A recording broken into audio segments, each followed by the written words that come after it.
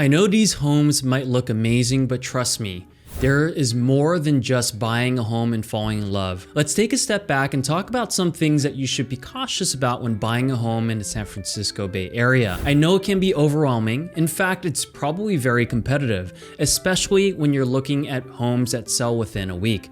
That's why I want to help you avoid any potential mistakes when you're looking for a new home here. We've helped many families navigate the home buying process over the years, and there's a few types of homes that I would advise my clients to avoid, or maybe not so much avoid, look at carefully so you know what you're buying. And hey, if you disagree with any of these reasons, let's talk about it. Drop your feedback in the comments or reach out to me directly. Let's start with homes in flood zones. Now you might be thinking, okay, but it doesn't rain that much here, right?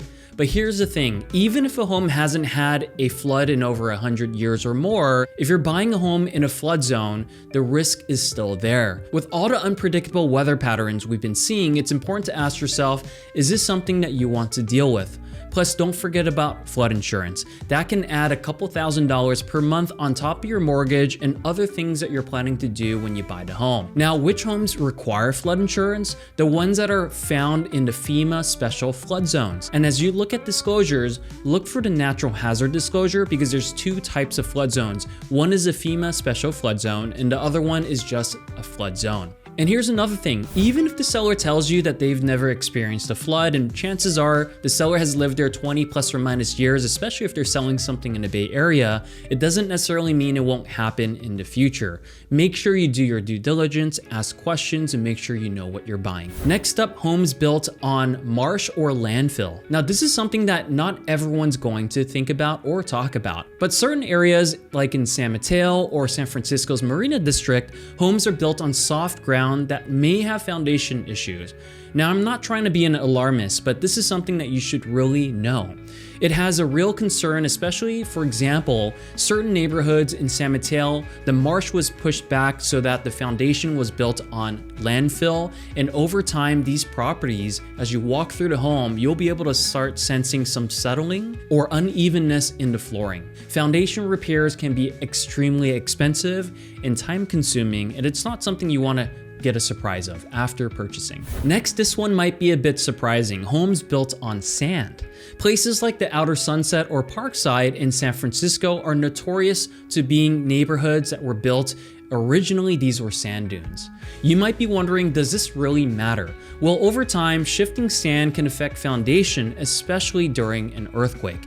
And I know a lot of these homes were built in the 1940s, earlier or later, and we've already gone through several big earthquakes and they're still there. So you might be asking, is this really a concern I should be thinking of?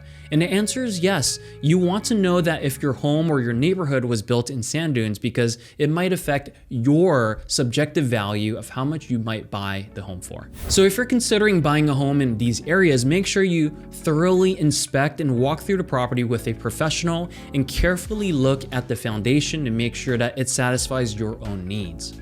Let's talk about flipped homes. They're popular, and they also look brand new, shiny new fixtures and finishes, and they could be really tempting because there's little that you need to do in order for you to move in. But here's the thing, some of these flips are just cosmetic. New paint, new floors, it looks great, but what's really going on behind the walls? Have they updated the plumbing, the electrical, or is it just a quick refresh to sell it fast? Oftentimes as well, flippers do not need to fill out a transfer disclosure statement or a seller property questionnaire. And if you're unfamiliar with those documents, those are documents that typically a homeowner would check off yeses for if they know any material defect or material fact that affects the value of the home. I've walked through many homes with cosmetic work rushed, and it raises the red flag every single time.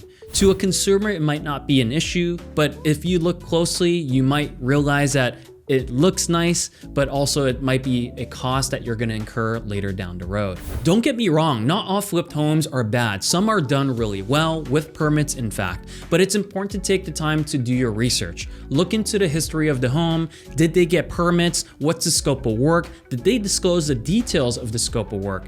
This will all be really revealing and really affect your price that you want to offer. Homes built next to the ocean might seem like a dream. You're gonna have amazing views and you're gonna have very limited privacy concerns, but can be risky too because of sea levels rising and erosion along the beach. In places like Pacifica, off Shoreview Avenue and Esplanade Avenue, we've seen properties get red tagged, or the Coastal Commission steps in because there are eroding coastlines. Even if the view is beautiful, it's worth asking, how long is this property going to remain safe from erosion? And is it just a matter of time? It might seem far off, but when sea levels rise and a storm hits, these are concerns that you're going to regret making a purchasing decision if you didn't carefully think about it up front. The next one might be a tough one because we all love unique features, right? But sometimes homes with over-the-top custom features can be more trouble than they're worth. You might walk into a home and fall in love with a massive built-in fish tank or a high-end custom kitchen, but there's also a catch. These features might be trendy now, but will they still be something you'd love in 5 to 10 years? And how will resale value hold up for these features that tend to be trendy?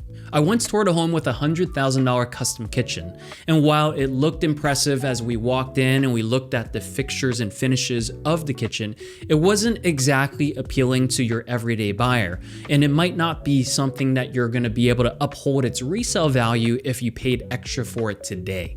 You're paying for a premium for someone else's work and personal taste, and that can hurt you in the long run for resale. And finally, for those of you considering condos, let's talk about reserves. A building's reserve fund is what's set aside for future repairs and upgrades. If the reserves are low, it could mean that special assessments are on the horizon, and that's money you'll have to pay out of pocket on top of your regular monthly HOA fees.